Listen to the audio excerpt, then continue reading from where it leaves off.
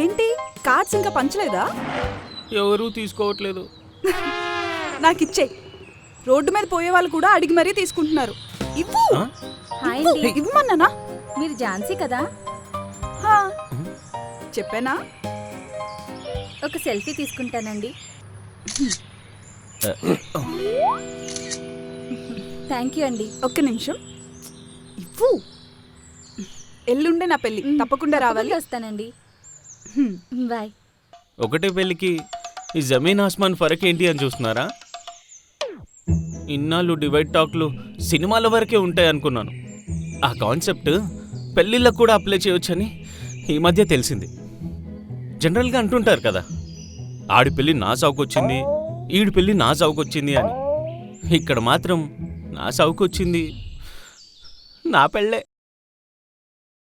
నా కథ ఒక ర్యాండమ్ ట్యూస్డే రోజు తలకిందులైంది.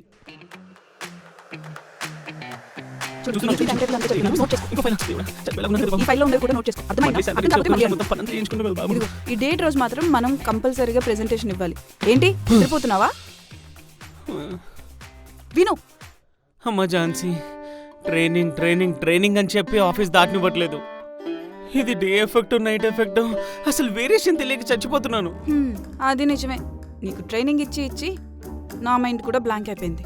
అందుకే పక్కనే పార్క్ ఉంది, అలా వాక్కెళ్ళి పల్లీలు తెచ్చుకుందామా?